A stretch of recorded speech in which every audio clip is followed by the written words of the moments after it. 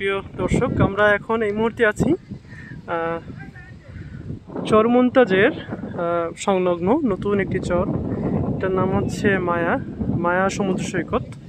এবং এখন প্রায় সূর্য ডুবে গেছে, তবুও সৌন্দর্যটা আসলে দেখার মতো। তো আপনাদের জন্য আমরা এই সৌন্দর্যটুকু ধারণ করে রাখার চেষ্টা করছি। আপনারা দেখুন, যতদূর চোখ যায় শুধু পানি আর পানি।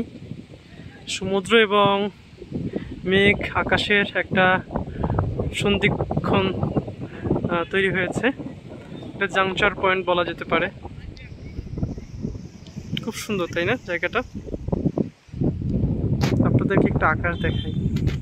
আকাশটা যত মেঘে ছেয়ে গেছে, তবুও আশা করছি ভালো লাগবে। এখানে যারা গরু পালেন তারা গরুগুলো নিয়ে ঘরে ফিরছেন। ছেলেরা এখনো খেলা করছে, এখন তাদের খেলার সময় শেষ হয়নি, হয়তো একটু পরেই হয়ে যাবে। জীবন এখানে খুব কঠিন। কিছুদিন পরপরই ঝড় জলোচ্ছ্বাসের কারণে তাদের সব কিছু ভেঙে ফেলতে হয় বা ভেঙে যায়, পরে আবার তারা নতুন করে তৈরি করেন। তো আমি মনে করি আপনারা যদি কেউ আসতে চান, তো আপনাদের জন্য এই মায়া সমুদ্র সৈকত, যেটা চর মুনতাজ সংলগ্ন, খুব ভালো একটা জায়গা হতে পারে। তো সেজন্য আপনারা যেটা করবেন, প্রথমে চর মুনতাজ এসে বলবে যে মিটার যাব।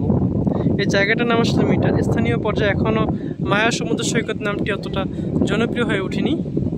তো মিটারের কথা বলবেন, তাহলে দেখবেন যে আপনাদেরকে নিয়ে আসবে। খুব সুন্দর জায়গা, খুব সুন্দর, দারুণ জায়গা। এখানে প্রচুর ম্যানগ্রোভ ফরেস্ট আছে।